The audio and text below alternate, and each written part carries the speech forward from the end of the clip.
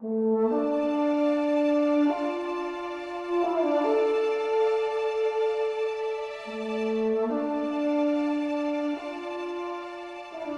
there, fellow card slingers. Welcome to the very first episode of the SWU Report podcast. I'm Will Lentz, though if you've been hanging around the Star Wars community for a bit, or the Game of Thrones community, better yet, FFG card games in general, I've played nearly all of them. You probably know me better as Kenan. And if you've been reading the SWU Report website, you probably already know too much about me. Well, that said, you've probably already read my introductory post there, where I hit a lot of this background information on my history in gaming. And this particular episode and this video is just pretty much going to be a recap of that type of info. But for those of you that might be coming in fresh, let's go ahead and do this properly. So, my card gaming career starts back in 2002. So I was fresh out of high school. I had just read the first 3 novels of George R. R. Martin's Game of Thrones series. That's all that was out at the time. No TV show, nothing. But I was already a gamer, playing Magic, dabbled in some other ones, Wyvern, Rage, things like that. And I loved InQuest magazine. And I saw an ad there for the upcoming Game of Thrones CCG, the card game based on the books specifically, not the show. And that's what pulled me in. I started playing just after the release of Westeros Edition, the first set of the CCG. Started a month or two before the first expansion came out. And I'm going to be totally honest with you. I had no idea when that started, just what I was getting into and how that decision was going to wind up defining the next 20 plus years of my life. I mean, and here's the thing about AGOT, GOT, AGOT, A Game of Thrones. And I say this as somebody who's thought about that game way more than is medically advisable. It was not just a card game. On the table, it brought political intrigue, multiple ways to attack. So you had different paths to victory, social dynamics that rewarded reading other players as much as reading the meta. People that have become my friends over those 20 years that we have been friends for 20 years now. Half the wedding guests at, our wedding were people from Game of Thrones. And, that's just so magical, I think, that type of community. That game just clicked for me in a way, honestly, I don't think any others before or since have. So, I played through the original CCG days, then also through the transition to the first edition of the LCG, and also through the second edition of that same LCG. Watch that community grow from, a scrappy bunch of Westeros nerds to, honestly, I would say one of the most dedicated competitive gaming communities that I've ever seen in tabletop. And somewhere along the way, let's see, I think it was about 2010 maybe 2006. I've seen conflicting stuff, and frankly, I barely remember myself at this point. I started making content for it. So, I do need to be upfront about something, though, because this is going to be relevant to the rest of this show, as well as any of the articles I'm writing, and just how much you should or shouldn't trust anything that I say. I have a confession to make. I am not a world champion. I did make the final table at the Melee World Championships, Melee being multiplayer in Game of Thrones, and Joust then being the one-on-one format. They had separate World Champion titles for both. So I have been to the final table for Melee. I've won regional championships in both Joust and Melee, as well as some fan-run events that were similar in scope to regionals for that game. And at one point, I did hold the record for the most consecutive world championship top cuts. They varied. Some years it was a top 8, some years it was a top 16. I believe that was 6 years consecutive. It might have been 7. My memory is a little fuzzy, and I admit record keeping for that type of competitive stuff from back then is a little harder to come by these days. We didn't have access to things like Melee that you all know and love these days for the tournament records. But, that Game of Thrones world champion title never quite got there. FFG invited me to write some articles for their website over the years. And the first time they did so, they added a little introduction before the text of my article. And they were kind enough to give me a little epithet. And they called me, and I feel like I should emphasize this, a championship level player. And I cannot tell you how many times that phrase has followed me around. That community never let me live it down. So somehow, that's become my brand now. So there you have it. Championship level player. That's me. So back to the content stuff, though. And that's, more relevant for some of who I am. So I teamed up with a couple other local players from my meta. You'd maybe say my competitive team these days, though we weren't quite as organized back then as we used to be. Greg Atkinson and Brett Zeiler. We formed a podcast titled Two Champs and a Chump. Let you guys figure out what role I played in that particular arrangement. And no, I was not the one that came up with that name. So, to explain, Greg actually won 2 Joust World Championships. Once in 2004 and again in 2009. Same year I made the Melee final table. Brett also pulled off something pretty legendary. He won both a Melee and a Joust. Different years, though. And was the first player in that game's history to actually do both. And I'll be honest, the year he won Melee, he was playing my deck. The same one I took to the final table the year before that, actually.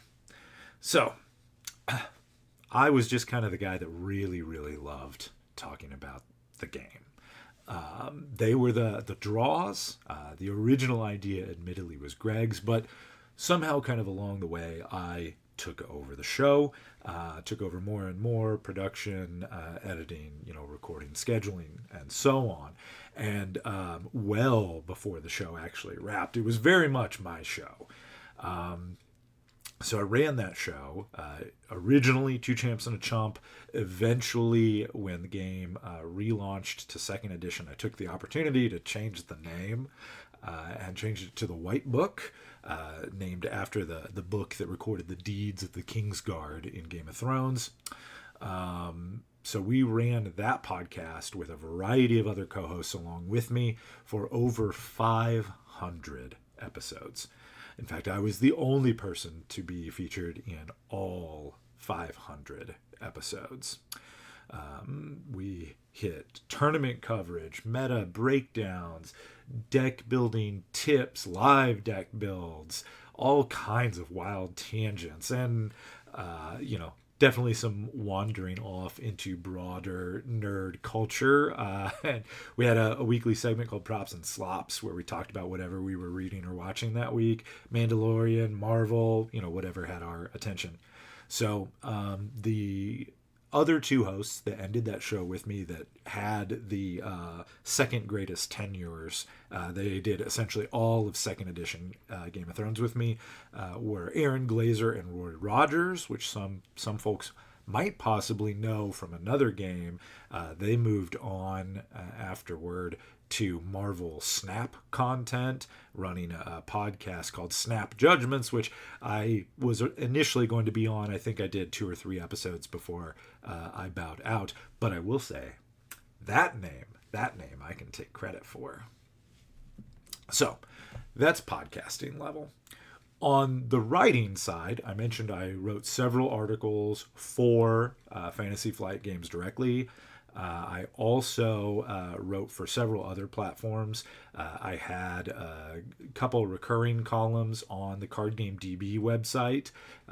All Things Shaga was kind of a janky combo-y deck building segment that ran for over 50 articles in the first edition of the LCG. I was also involved in another initiative that they had there, kind of organizing the content schedule, where I also participated in a series called Crafting the Theory that was about kind of high-level game design issues.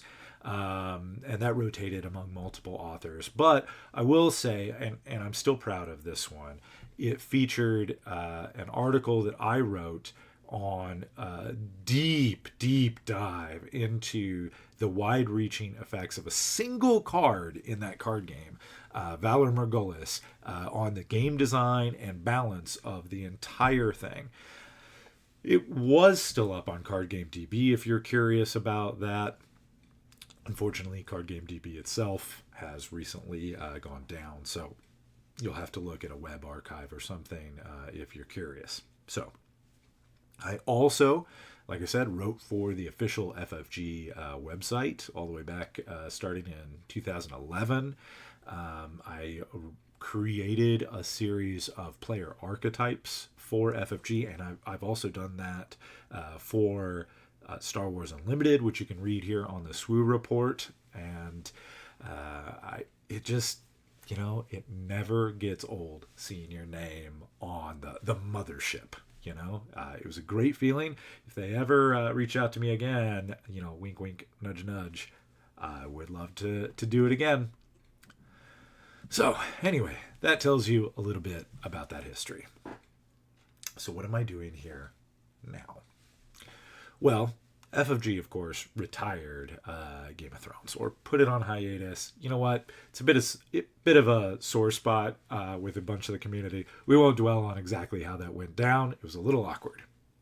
So, anyway, they have also done away, of course, with pretty much the entire LCG lineup. I did spend some time afterward with the Global Operations Team, which is a volunteer group working to keep the Game of Thrones game alive, and I was a trustee there for some time. But, as life and interest and such kind of changed, I stepped back more and more from that role, and eventually I genuinely thought that I was done with the content creation mill, done with chasing that next competitive card gaming high, done with that whole chapter of my life.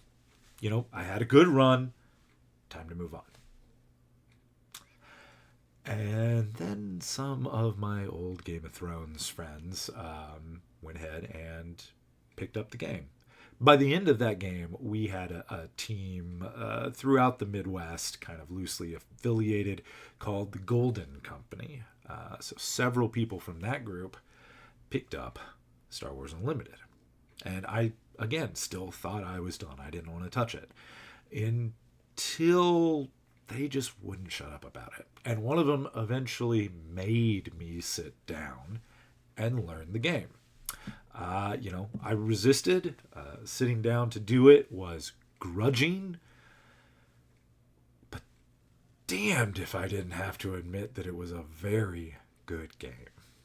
So, it managed to capture something I hadn't felt, since those Game of Thrones days. It's a blend of accessible mechanics, some deep strategic depth. Because it's an FFG card game, there's enough familiarity with card phrasing and mechanical quirks that it was easy to jump into very quickly, but things like the alternating action turn structure felt new enough to make me think about things in a different way. The leader and base system was more granular in some ways than the house and agenda system of Game of Thrones, and I eventually realized how much I was missing that. So that same team had also formed a new Star Wars team. I joined that and was there as a name was decided on, the SWU Tang Clan. It's a great name. It's a hell of a pun. It was not my naming idea. It might have been Tommy. I forget who for dead certain now. But you might have seen some of our jerseys around at Galactic's last year, or possibly a planetary qualifier here in 2026. Something like that. And that Galactic Championship and the bug that struck me there is kind of where the SWU Report came from. So, I got my first taste of a really big Star Wars event there, and it's hard to ignore the jazz and excitement of something like that. I admit, in the actual championship, I went 1-3 and then dropped, and had a blast playing side events and grinding tickets. Then in the Open, I managed a respectable 5-3, earned a whole lot more tickets. It was a good time. And yeah, I learned a lot, enjoyed it, came back with some cool stuff. And in fact, I took those tickets on Sunday and got in line for the prize wall, thankfully early enough that there were prizes available. But I still spent 2 hours there in line next to Tower Number 9, who I didn't actually realize anything about at the start of this, as a SWU content creator. And we just talked about the game the whole time. We would reminisce some about past FFG games, and a lot about Star Wars, and a little bit about content creation, and how great the community could be, and that sort of thing. And, that really lit a spark. And, I thought, I can't do a dedicated YouTube channel. I'm not built to really keep up with that content churn. I'll be honest, even the weekly podcast for the White Book is a lot. But articles, I thought, writing, I can do that in bits and pieces. That's easy to start and stop. I can do that in free time. Articles, that I can do. So I started the SWU Report to handle strategy, meta-analysis, deck building, my opinion, tournament coverage, the same types of things I did for Game of Thrones, but in written form, and pointed at Star Wars Unlimited instead. And now that I've been doing it for a bit, evidently I'm doing a podcast too. Never say never, right? So, here's what I want this show to be. And I want it to be the kind of thing I would have wanted to listen to in the Game of Thrones era, the kind of thing that I would have produced in the Game of Thrones era. This is the type of show for humans. Smart enough to be competitive players, but not perfect. Human enough to be interested in all kinds of other stuff. Be that a janky combo deck or the latest movie release. But also who's interested in things like the adjusted performance rates on tournament winning or topping decks. So, I'm a championship level player. I might not ever win that big one, but I've been in the game long enough to know that the players who last and the ones that help make the game grow are the ones that love helping each other. The Game of Thrones community was amazing for that. And I have to say, the more that I get in and get to know the Star Wars community, I'm finding a lot of the same types of folks here. So I'm glad to see everyone building that in Star Wars Unlimited. So that's it. That's me. That's the show. Welcome to the SWU Report podcast. I'm going to not commit to a particular release schedule for this. It's going to be as I see fit.